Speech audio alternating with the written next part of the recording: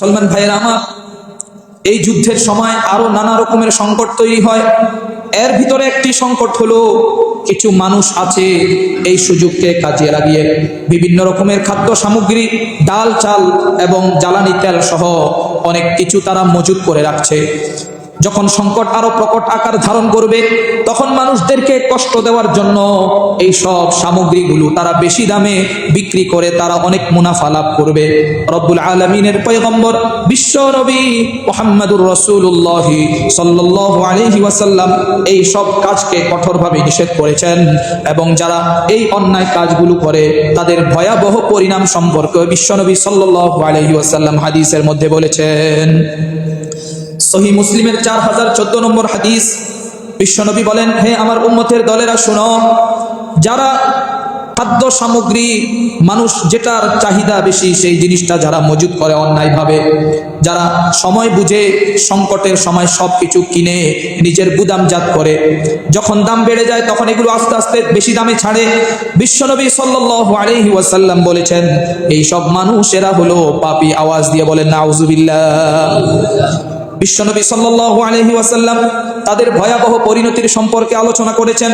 সুনানে নাসাঈর 2155 নম্বর হাদিসের বর্ণনা, বিশ্বনবী বলেন, মান ইহতাকারা আলাল মুসলিমিনা তাআমাহুম দরাবাহুল্লাহু বিল জুযামি ওয়াল ইফলাস।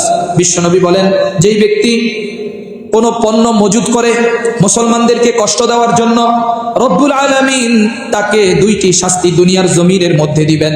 এক নম্বর শাস্তি হলো সে মৃত্যুর আগে কুষ্ঠ রোগে আক্রান্ত হয়ে মৃত্যুবরণ করবে। জোরে বলেন নাউজুবিল্লাহ। শুধু তাই নয় আমার ভাইরা, বিশ্বনবী আরো বলেন তাকে দারিদ্রে আক্রান্ত করবে। যতই মানুষকে কষ্ট দিয়ে সে মুনাফা প্রফিট লাভ করুক না কেন, এগুলো তার কোনো কাজে আসবে না। মৃত্যুর আগে আল্লাহ রাব্বুল আলামিন তাকে দরিদ্রের কষাঘাতে আক্রান্ত করে তার মৃত্যু দিবেন। আওয়াজ দিয়ে বলেন নাউজুবিল্লাহ। মুসলমান ভাইরা আমার, এই ছিল যারা এখন কৃত্রিম সংকট তৈরি করে মানুষদেরকে কষ্ট দিচ্ছে। পর্যাপ্ত পরিমাণ থাকার পরেও তারা এগুলোকে গুদামজাত করে রেখেছে। যখন সংকট আরো প্রকট আকার ধারণ করবে, মানুষ যখন নিরুপায় হয়ে যাবে, তখন সেগুলো বাজারে ছাড়বে আর বেশি দামে ছেড়ে সে অনেক বেশি লাভবান হবে, এটা সে মনে করছে।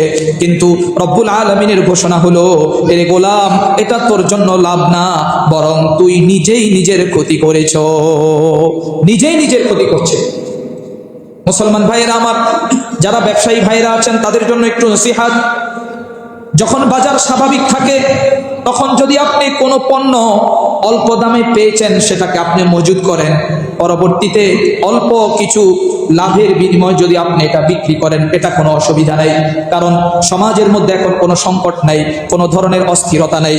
কিন্তু যখন সংকট তৈরি শুরু হয়, তখন সবগুলো সে কিনে নিয়ে গুদামজাত করে এবং এগুলোকে সে আটকিয়ে রাখে। কিছুদিন যাওয়ার পর যখন পণ্যটা সংকটপূর্ণ হয় এবং মার্কেটে যখন এটার সংখ্যা কমে যায়, তখন তার কাছে যেটা আছে সেটা অধিক পরিমাণ লাভের আশায় অনেক বেশি দামে ছাড়ে। ইসলামে এই পদ্ধতি জায়েজ নাই, ইসলামে এটা হারাম। এজন্য যখন স্বাভাবিক থাকবে, আপনি যদি কোনো পণ্য ক্রয় করে গুদামজাত করেন, পরে সামান্য কিছু লাভে বিক্রি করেন, এটা জায়েজ আছে। কিন্তু যখন সমাজে সংকট তৈরি হবে আর আপনি সব কিনে আপনি গুদামজাত করে রেখেছেন, সংকট যখন আরো প্রকট আকার ধারণ করে, তখন এগুলো আপনি ছাড়লেন এবং বেশি দামে ছাড়লেন, ইসলামে এটা নাজায়েজ, ইসলামে এটা কি হারাম। এজন্য আমরা ব্যবসায়ী ভাইরা হালাল উপার্জন করার জন্য চেষ্টা করব। হালাল 1 টাকা হারাম 1 কোটি টাকার চেয়ে উত্তম। সুবহানাল্লাহ। আমার ভাইরা, হারাম উপার্জন করবেন। এই হারাম উপার্জনের কারণে শুধু আপনি নিজে ক্ষতিগ্রস্ত হচ্ছেন, বিষয়টি এমন নয়, আপনার পরবর্তী জেনারেশন, আপনার সন্তান, তাদের সন্তান, এইভাবে হারামের প্রভাব এত বেশি যে কয়েক জেনারেশন পর্যন্ত এর প্রভাব তাদের ভিতরে বিস্তার করবে। নাউজুবিল্লাহি মিন যালিক।